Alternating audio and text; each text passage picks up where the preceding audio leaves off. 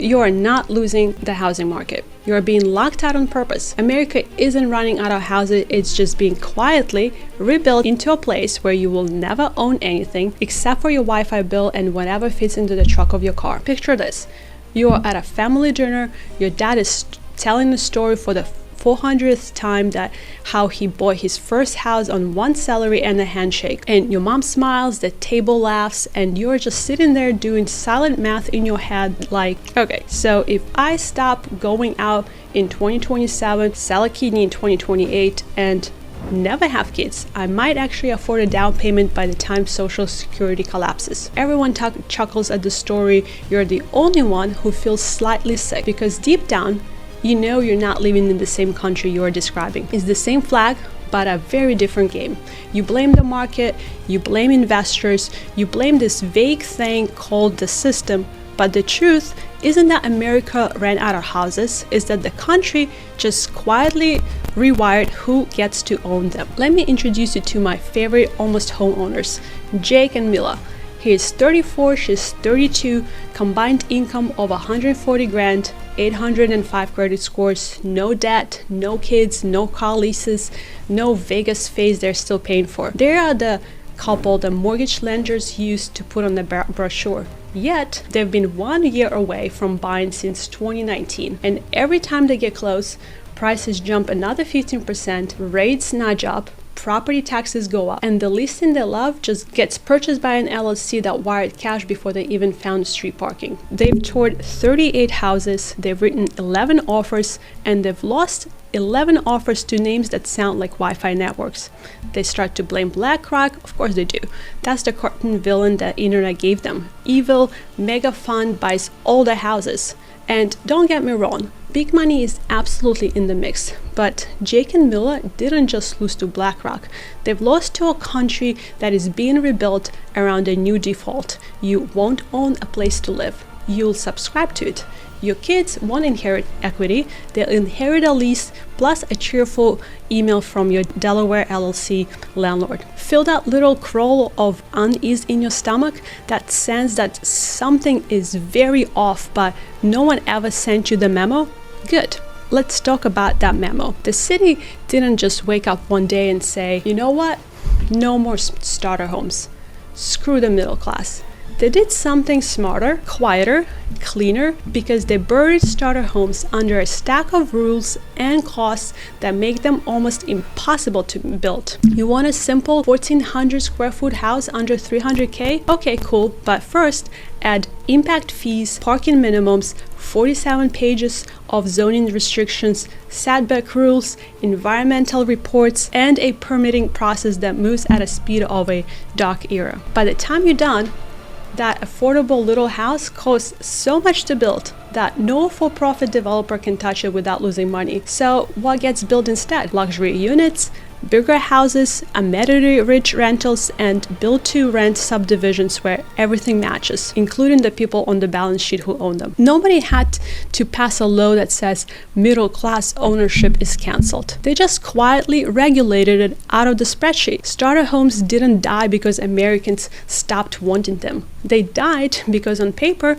they just stopped penciling out. Let's add the numbers that ruined the vibe. From around 2012 to now, home prices in a lot of the markets went up like rocket ships, and incomes, they tagged along like forgotten little brother trailing behind at the airport. And that gap between asset growth and your paycheck, well, that's not a bug.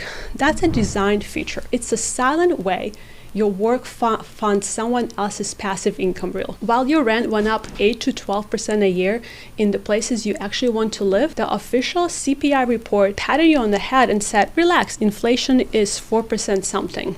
And above all that sits a system that absolutely will not let housing fully reset. Because if housing truly corrected to something that is fair and sane, a lot of the very important balance sheets just would suddenly start looking like crime scenes. So what happens instead? Every time things wobble, the same thing. Flood the system with liquidity, cut the rates, buy mortgage-backed everything, prop the whole thing back up. They don't stop the fire. They just decide who gets to buy the ashes. Now, let's talk about the supply you never even got to see. Right now, roughly 1 out of every 6 brand new homes in certain years never even touch the open market. You don't see it on the Zillow. You don't even walk through it in the open house. You don't argue with the partner about whether the kitchen island is worth a little extra or not, because it never gets listed. You have builders like D.R. Horton and Lennar who are selling entire neighborhoods wholesale to funds, pensions, and REITs. Not one house, not cul-de-sac, streets. They're not waiting for you to get pre-approval letter ready and write a cute little dear seller note. They are wiring entire subdivisions like they're buying office chairs on their spreadsheet. You're not a target buyer anymore. You're the eventual tenant. So your down payment, it's not compounding. It's just being harvested in rent, in fees, in the fact that every year you're just one cycle behind whoever got the first look at the bulk buy. Institutional investors only own a slice of the total single-family pie nationwide. But here's the part that matters. They don't have to own it all. They just have to own enough in the right places to set the comps, dictate the rate, and turn your zip code into an Excel tab labeled yield. Hovering over this whole thing like a very calm, very powerful cloud, Federal Reserve. They're sitting on a mountain of mortgage-backed everything, widely promising that if housing as much as sneezes too hard, it will fire hose liquidity into the same pipes that froze you out in the first time. If you ever felt like the game just magically reboots for banks and funds but not for you, that is why. When things break, the question isn't, will we fix it? The question is, who gets to be made whole? And spoiler alert, it is not Jake and Mia. And when there is X3, which is already been written, right now there are trillions of dollars locked in at low rate mortgages, 3.275, 3.5, sitting like landmines in the timeline between the late 2020 and early 2030s. People aren't going to refinance those at 8 to 9% interest rate out of patriotic duty. They're not going to say, you know what, I love paying $2,000 a month, but let me just go ahead and make a $3,400 payment to support the broader economy. They're just going to do what humans always do under pressure. They're not going to sell. Some because they have to, some because they want the cash out while they can, some because life hits, whether it's divorce, job change, kids, medical bills, and that low rate loan stops being a comfort and starts being an anchor. That's somewhere between conservatively 12 to 15 million homes potentially rotating out of family asset into the institutional product over the next decade. Now, combine that with funds that are sitting on billions of dollars in cash, pension funds desperate for yield, consultants telling institutions that single-family rentals are the new safe, inflation-protected asset, and the government that already proved in 2012 that it prefers one big buyer to a million annoying citizens. If you were designing a pipeline to transfer home ownership from households to balance sheets, this is what it looks like, and you're living inside it. So no, home ownership isn't dying. That would imply it's something we're all grieving together. It's just being converted into a subscription model with no cancel button. You pay forever, own nothing, get patriotic amenity upgrades, and maybe slightly nicer landscaping to distract you. But remember, when the dream was work hard, buy a house, slowly pay it off, and one day you own a piece of ground that nobody can kick you off, well, the new model is you work hard, rent a lifestyle, and if you behave and pass the credit check, you get another 12 months extension on basic stability. Your parents got to own the country. You're just being asked to subscribe to it. Now, here's the part where everybody usually throws their hands and says, okay, well, that's depressing, and what am I supposed to do? I can't audit the Fed, or I can't update BlackRock. Good, because you're not supposed to. You're not going to fix the game. You're just going to change your position in it, because there are only two roles left in this version of America: people who rent the machine and people who own the slice of the machine. Most of the advice you were handed about housing was written for a world where the machine wasn't this aggressive. Save 20%, wait for the rates to drop, look for a good time to buy, and pray for a buyer's market. That's not a strategy anymore. That's a period drama that already passed. So let's talk about what the people who actually win in this environment do, because they're not special. They're just playing by a different rule book. It might look like this. You buy the ugliest fourplex in the city you can that the big funds still call a flyover, not the city you fantasize about the Instagram, not the coastal zip code, the city with just boring population growth, job stability, housing that's still a base math. You use every government loan program they haven't quietly strangled yet, FHA, USDA, VA, whatever is still breathing when you watch this. You house hack, you share walls, you live next to your tenants, you listen to the noise through thin drywalls and repeat to yourself, I am not suffering, I am buying back 30 years of my life. You kill your ego, not your cash, or you go full Spartan. You live on 40 to 50% of what you make for a few years. You stack cash in boring 5% yielding instruments. You drive something without a monthly payment, and you become the weirdo who shows up in 2028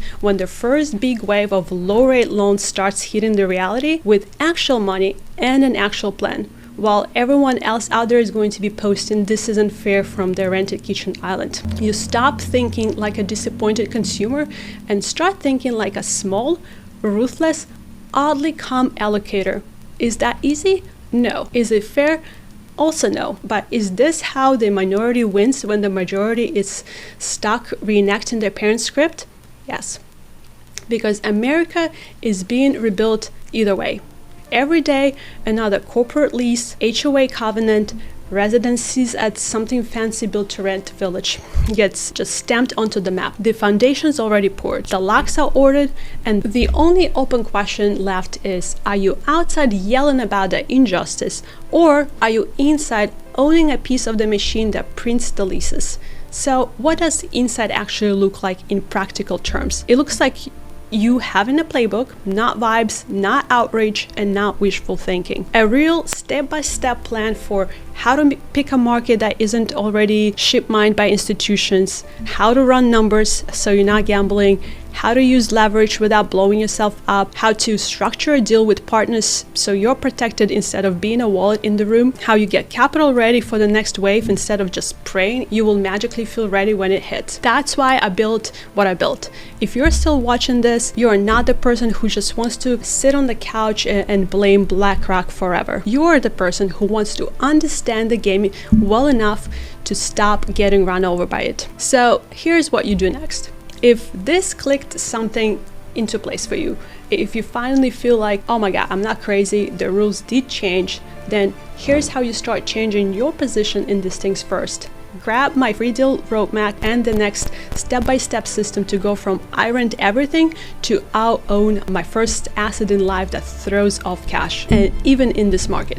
It's absolutely free, comment below, and it walks you through finding the market that big funds are ignoring, choosing the right starter asset, running the numbers in plain English, and avoiding the rookie mistakes that turn a good deal into a nightmare. Drop a comment below, we'll send you a link, it's completely free. And second, if you're already in the game and you're thinking, well, I don't just want to own one door, I want exposure to the kinds of deals that funds chase, well then head to the thrivegatecapital.com. No hype, no pressure, just access to how we structure deals. We think about risk, position for the exact rotation I just walked you through. Because you don't need the system to become fair to win. You just need to stop showing up to it unarmed. Your parents got to own the country and you're just being asked to subscribe to it. Pick which side of the door you want to be on before they change the cylinders and call it progress. Leave a comment below and send this to your friend who is still waiting on the sidelines. Because waiting isn't prudence anymore. It's just a very polite auto-renew and surrender. Comment below and we'll see you on the next one.